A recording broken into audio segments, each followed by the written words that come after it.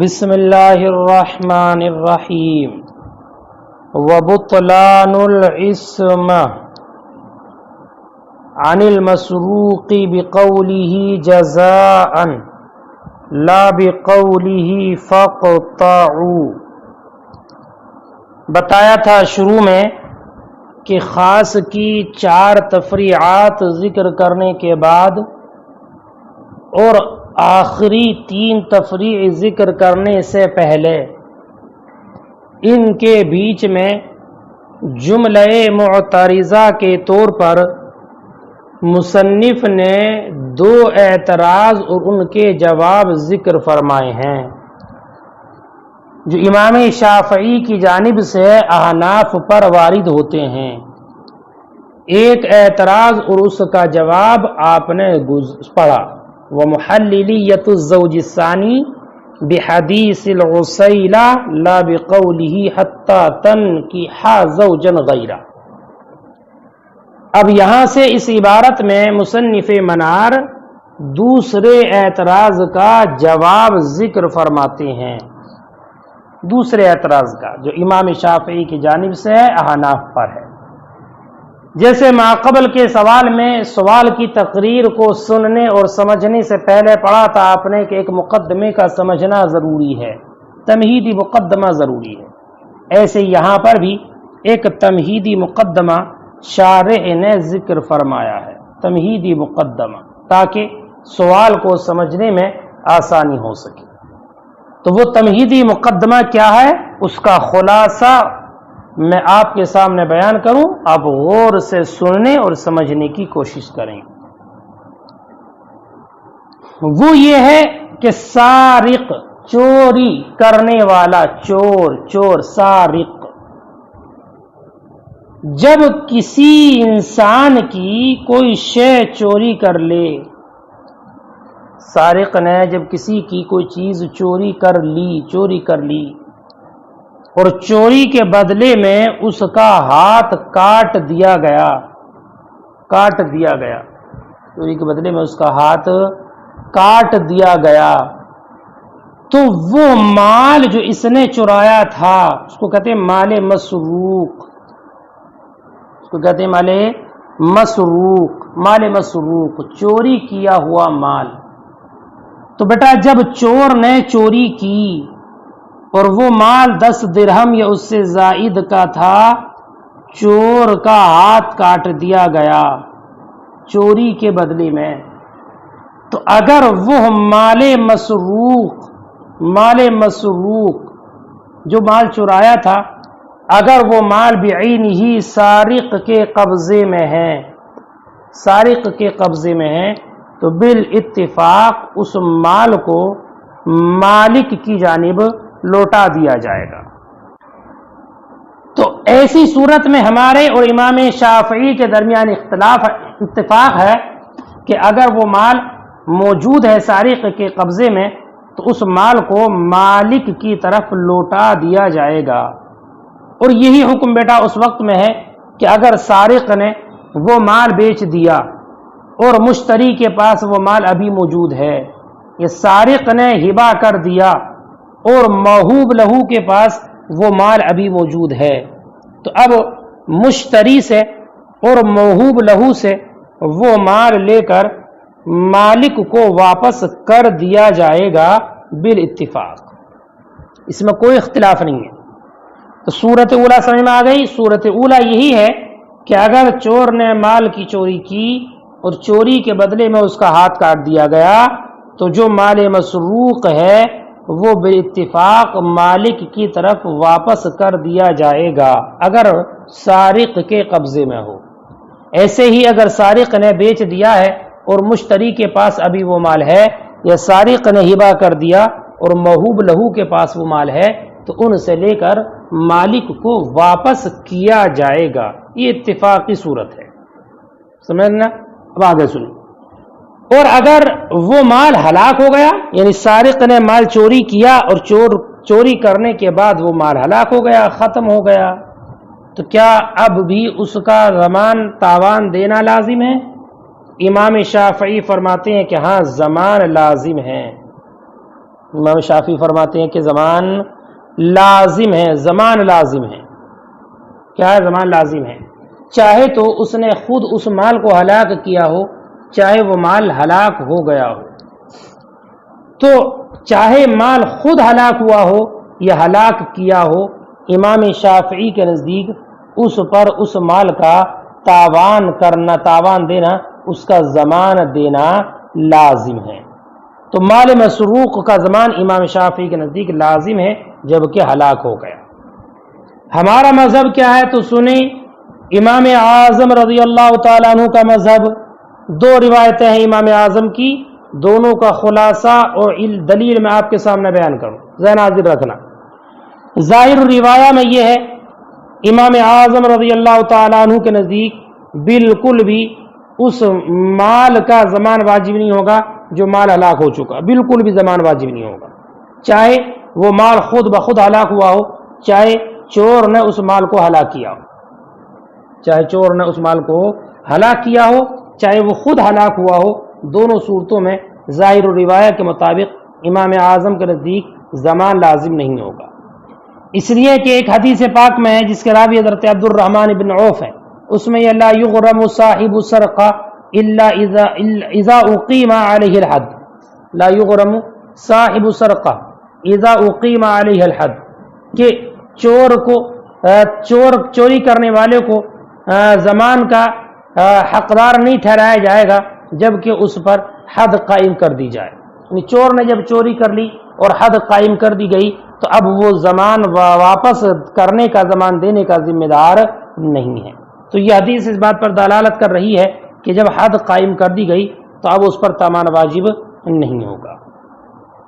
تو یہ حدیث اپنے اطلاق کی وجہ سے اسی بات پر دلالت کرتی ہے کہ چوری کے بدلے میں ہاتھ کاٹ دینا یہی اس کی سزا ہے.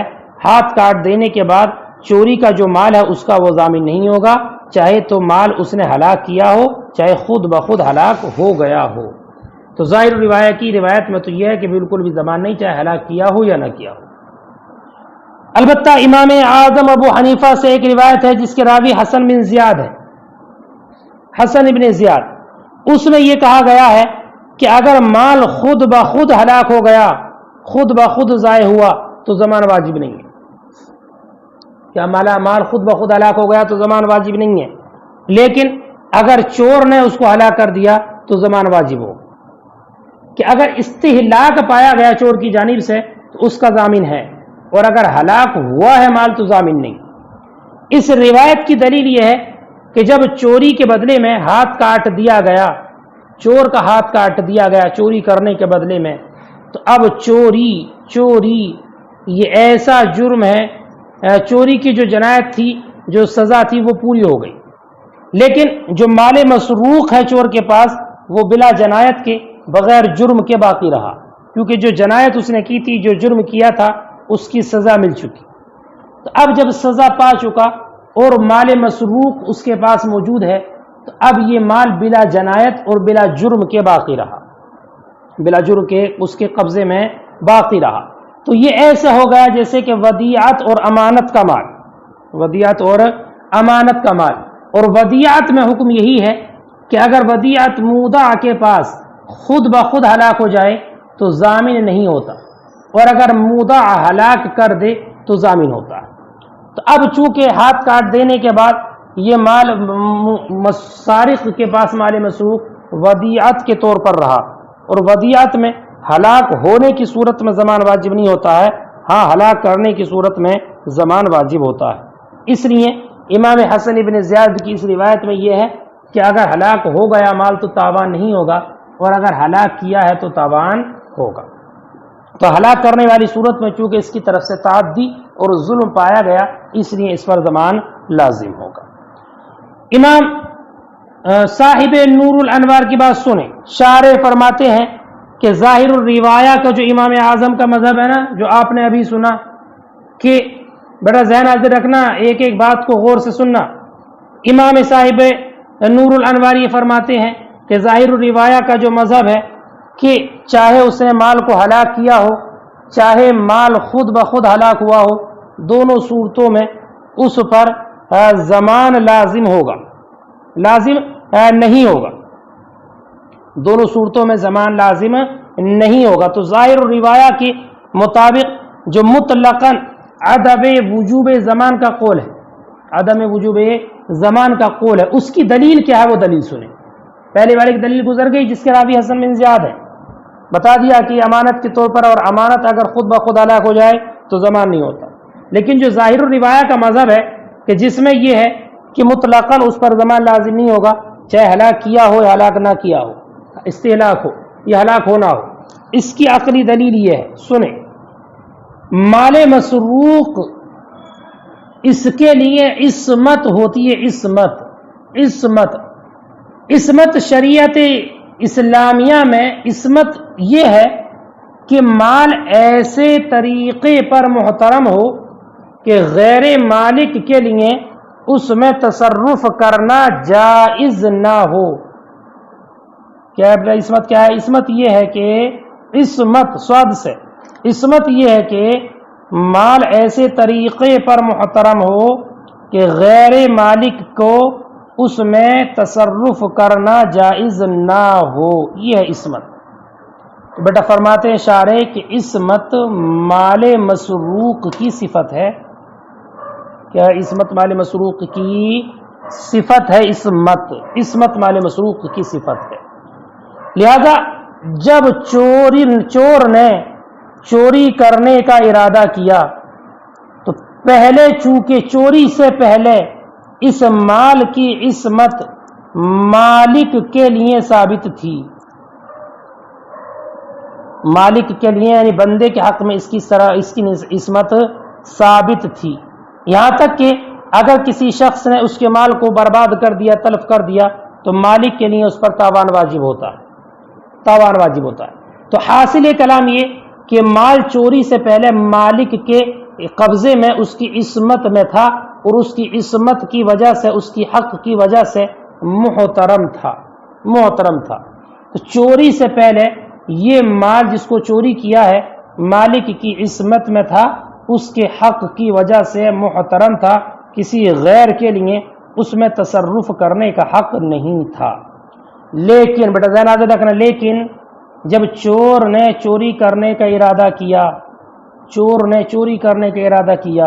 ذہن آگے رکھنا، غور سے سننا، ترجمے میں ساری بات واضح ہو جائے گی۔ اور جب چور نے چوری کرنے کا ارادہ کیا تو چوری سے کچھ لمحے پہلے، چوری سے تھوڑی دیر پہلے مال مسروق کی عصمت اور حفاظت کی ذمہ داری مالک کے ہاتھ سے باطل ہو گئی۔ کیا جب چور نے چوری کا ارادہ، یہ بات تو سمجھ گئے نا کہ چوری سے پہلے وہ مال مالک کی عصمت اور اس کی حفاظت میں تھا، اور اس کے حق کی وجہ سے محترم تھا، غیر کے لیے اس میں تصرف جائز نہیں تھا۔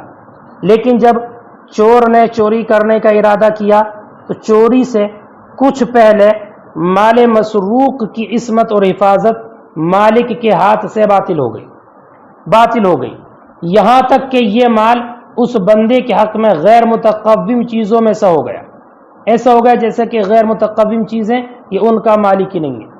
اب اس مال کی عصمت اور حفاظت کی ذمہ داری منتقل ہو گئی اللہ رب العزت کی جانب۔ کب؟ جب چور نے چوری کا ارادہ کیا تو چوری کرنے سے پہلے کچھ پہلے اس مال کی عصمت مالک کے ہاتھ سے منتقل ہو کر اللہ کی عصمت اور اس کی حفاظت کی طرف منتقل ہو گئی۔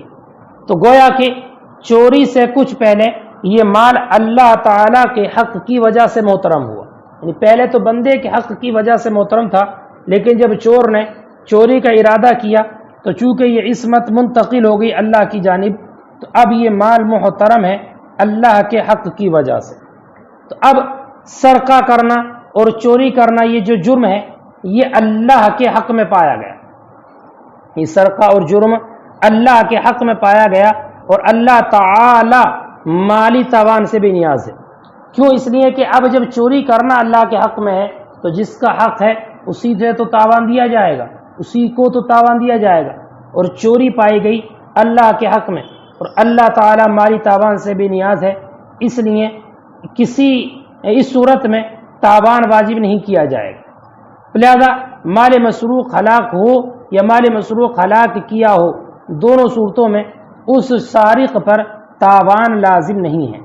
اللہ تعالیٰ کے لیے تو تاوان اس لیے لازم نہیں ہے کہ اللہ تعالیٰ تاوان سے بے نیاز ہے، اور بندے کے لیے اس لیے واجب نہیں ہے کہ یہ مال جس کو چوری کیا ہے بندے کے حق میں غیر متقوم مال کی طرح تھا، اور غیر متقوم چیزوں کا ضمان واجب نہیں کیا جاتا، لہذا جب اس کے عصمت میں اور اس کی حفاظت میں چوری نہیں ہوئی اس کے لیے تاوان بھی لازم نہیں۔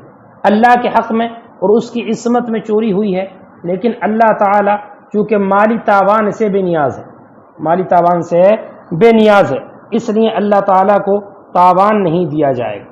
تو ظاہر الروایہ کے مذہب کی عقلی دلیل یہی ہے کہ اب چاہے اس نے ہلاک کیا ہو یا ہلاک ہوا ہو، دونوں صورتوں میں ضمان لازم نہیں ہوگا۔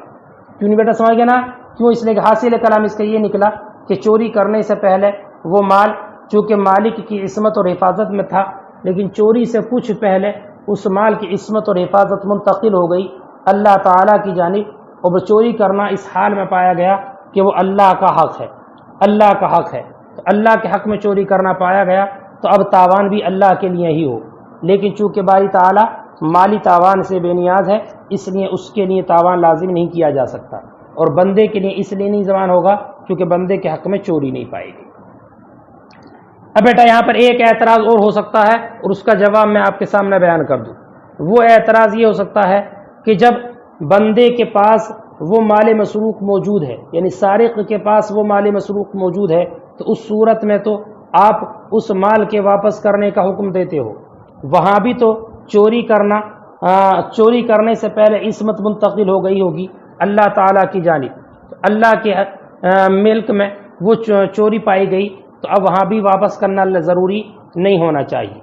تو بیٹا اس کا جواب یہ ہے کہ ہاں وہاں پر واپس کرنا ضروری ہے، اس لیے کہ اگرچہ مالک کی عصمت اس سے زائل ہو چکی ہے چوری کرنے سے کچھ پہلے، لیکن مالک کی ملکیت ابھی زائل نہیں ہوئی ہے، کہ شے جب تک بعین ہی موجود ہو مالک کی ملکیت زائل نہیں ہوتی ہے۔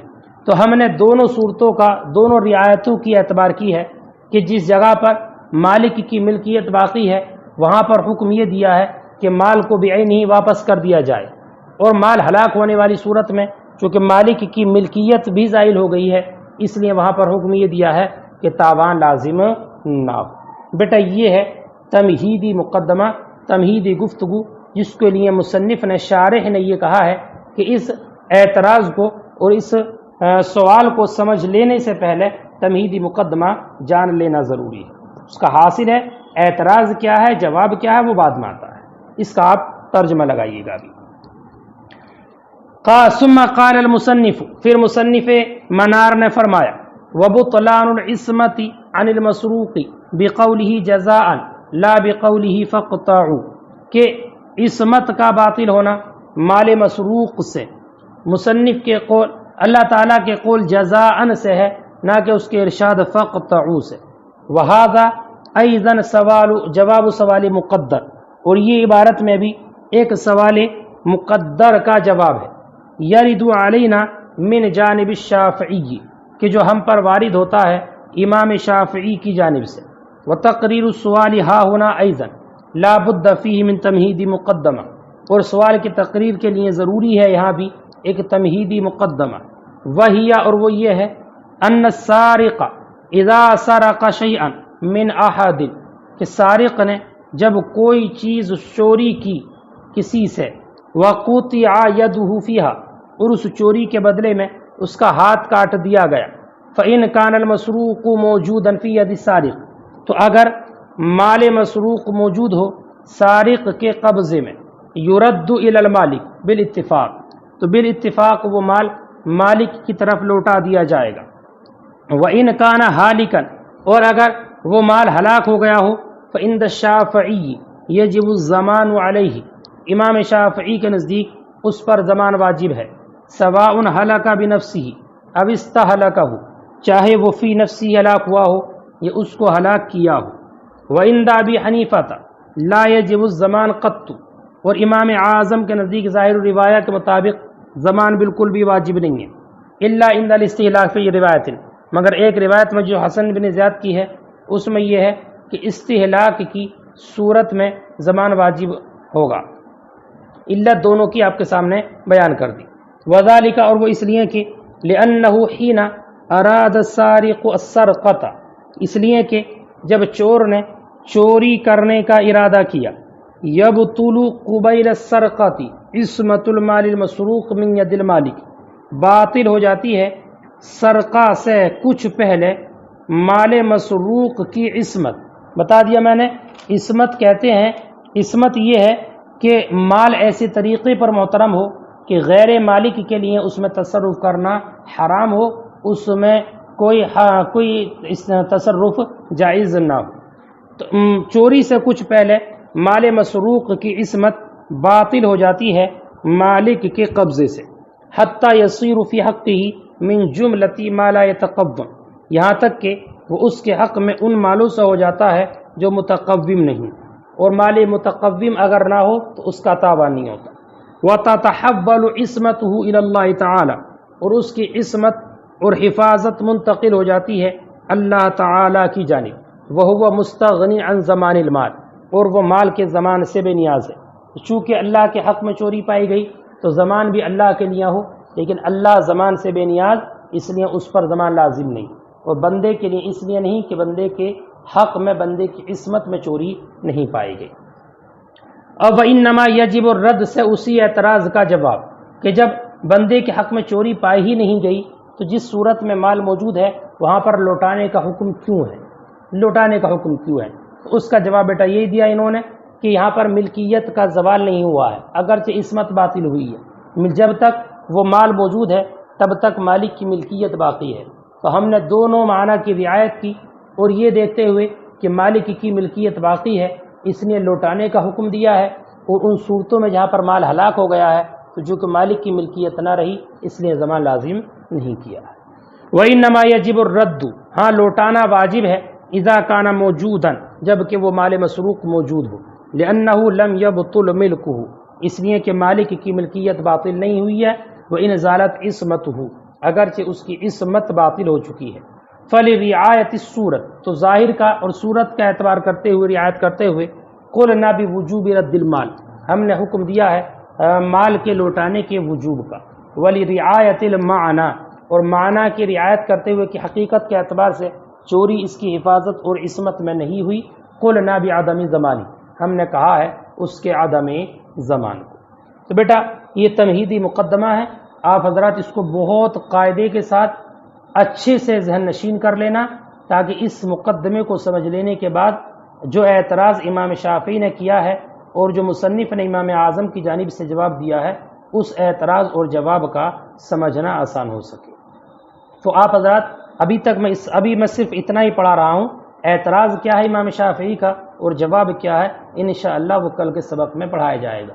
ابھی آپ اس تفسیر کو اور اس تقریر کو قاعدے سے اس تمہید کو یاد کر لیں، سمجھ لیں، تاکہ کل کا سبق میں جب اعتراض اور جواب پڑھایا جائے تو اس کا سمجھنا اور یاد کرنا دشوار نہ ہو.